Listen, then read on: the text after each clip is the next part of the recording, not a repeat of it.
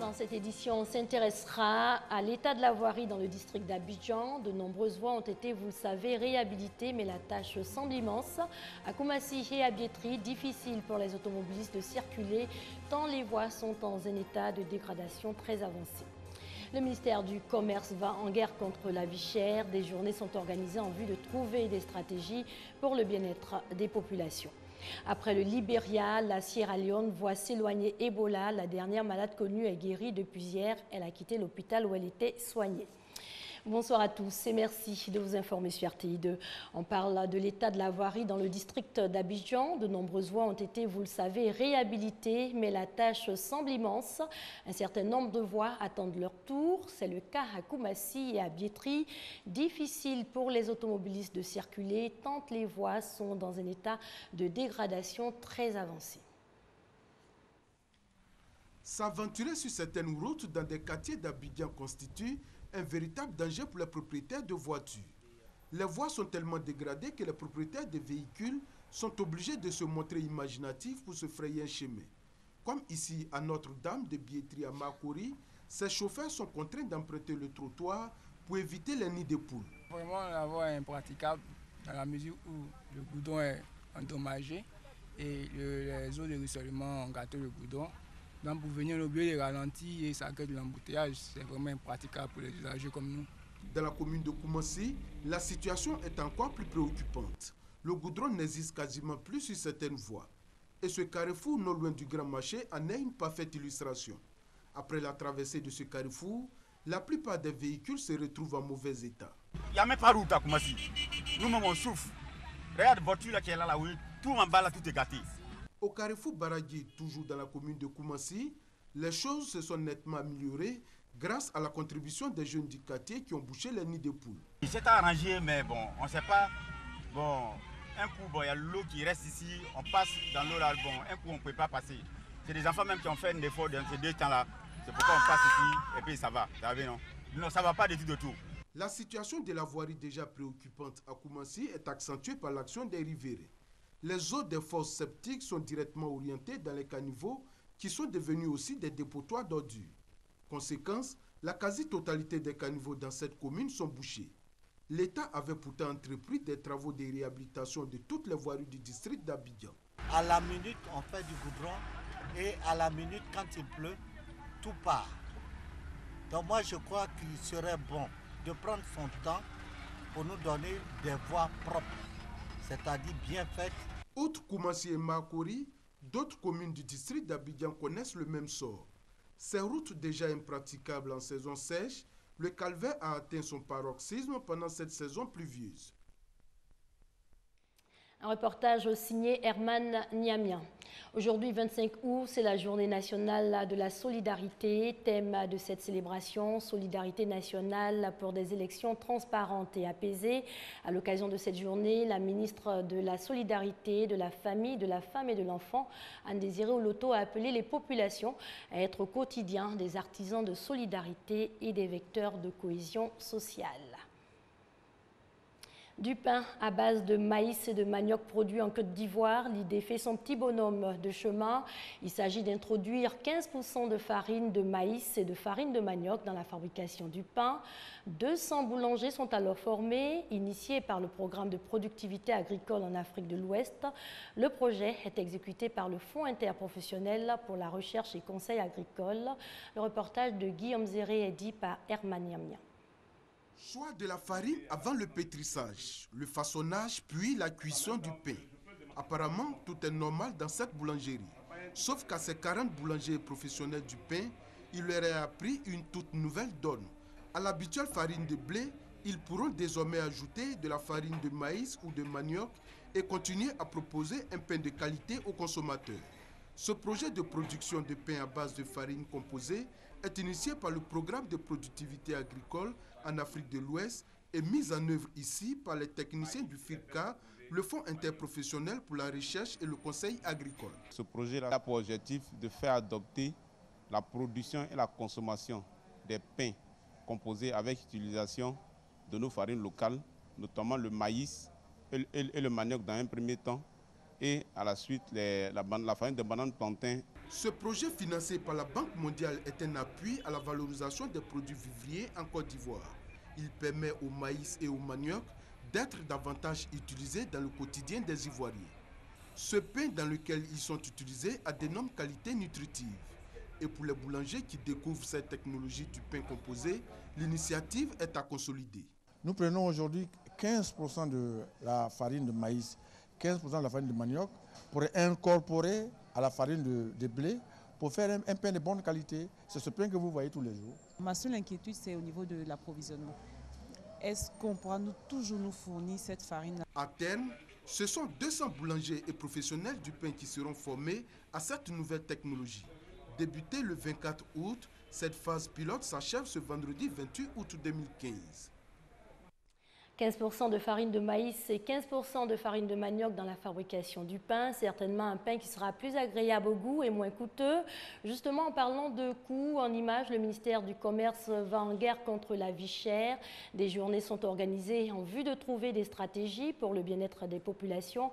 La cérémonie officielle de lancement s'est déroulée ce matin. Direction l'EFA, il s'agit bien de l'école familiale agricole, un centre situé à Djoassou, dans la sous-préfecture de Djébonois.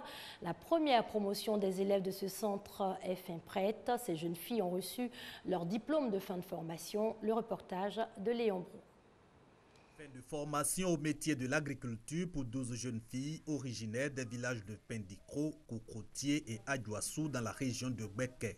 En 3 ans, ces nouveaux diplômés, dont l'âge varie entre 17 et 28 ans, ont également reçu des formations dans des disciplines additionnelles, couture, pâtisserie, coiffure.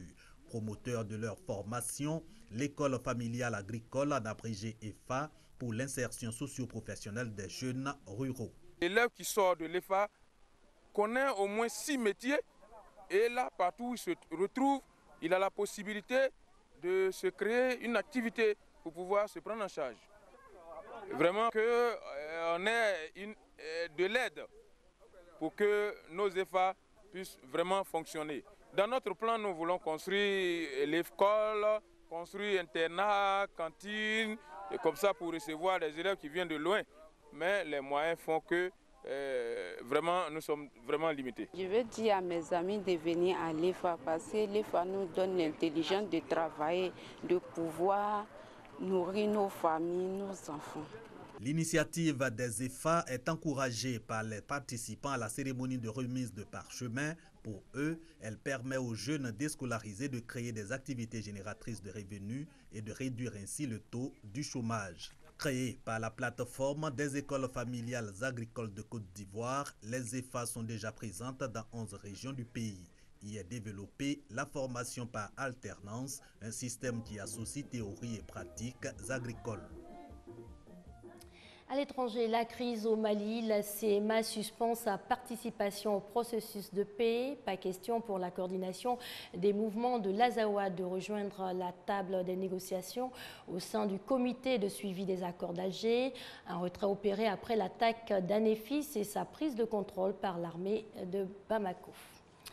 Au Tchad, le gouvernement remanié, un remaniement placé sous le sceau de la sécurité publique. Mahamat Bachir, ancien ministre de l'Intérieur et ancien conseiller à la présidence, fait son retour au sein du gouvernement à la tête de la sécurité publique.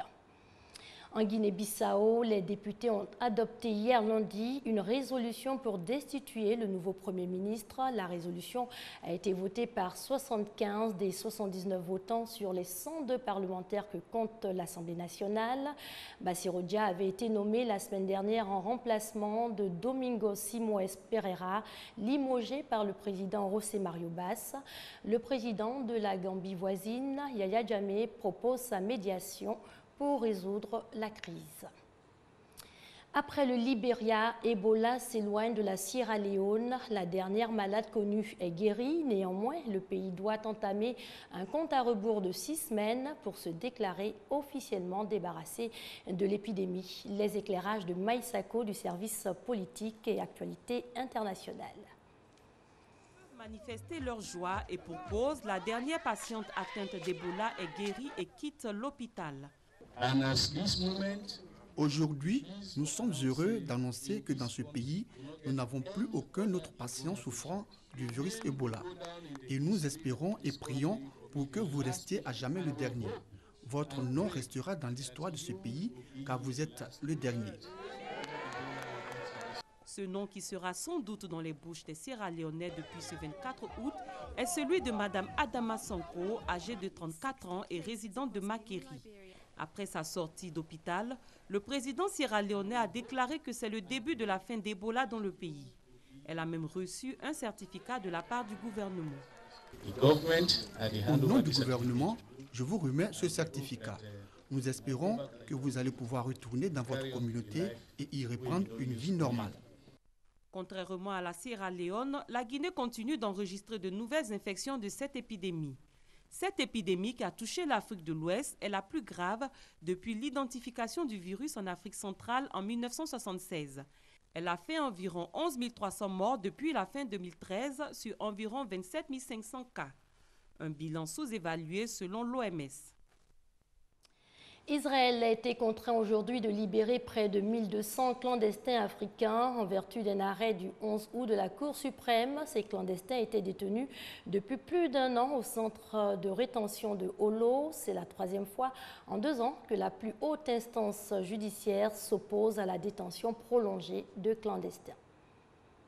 Et pour terminer, on fait un tour aux États-Unis, précisément à Compton. Cette municipalité de la banlieue de Los Angeles est devenue le centre de gravité du hip-hop. Pour la 2e semaine consécutive, le film Straight Outta Compton est en tête du box-office américain. C'est un film qui retrace l'histoire du groupe NWA, un groupe hip-hop qui, à la fin des années 80, a devenu le symbole du gangsta rap. L'histoire de NWA a démarré ici, dans le jardin de Lonzo Williams. C'est lui qui a repéré le talent du rappeur Dr. Dre, l'un des fondateurs du groupe. Quand NWA enregistrait ici ses premiers morceaux, Lonzo n'imaginait pas ces jeunes musiciens devenir les parrains du gangsta rap. Ils ont réussi à rentrer dans leur personnage et à convaincre le public, et ça a marché. La musique de Dr. Dre a beaucoup aidé aussi. Elle était sans doute la colonne vertébrale du groupe. Il aurait pu faire danser des membres du Ku Klux Klan avec sa musique. Il était tellement bon. Comme les membres de NWA, Maasai Winters et Joe Brown sont des enfants de Compton et ils ont grandi avec la musique du groupe. Aujourd'hui, Maasai travaille à l'université de UCLA et Joe est cinéaste. C'est divertissant, c'est frais, on peut danser dessus, ça vous fait claquer des doigts et en même temps vous entendez ces histoires amusantes, drôles, inspirantes ou motivantes.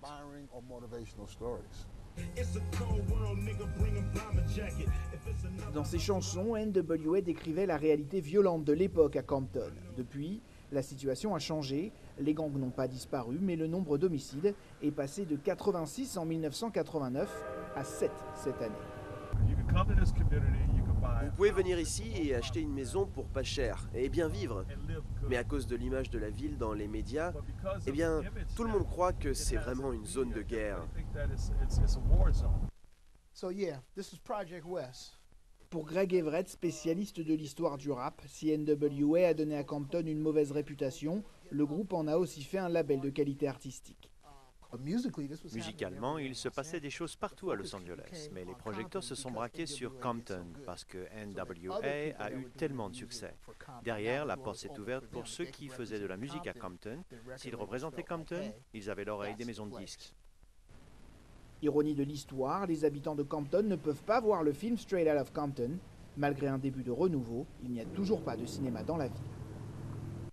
C'est ici que l'on s'arrête. Excellente soirée sur les antennes de l'RTI, la marque du service public.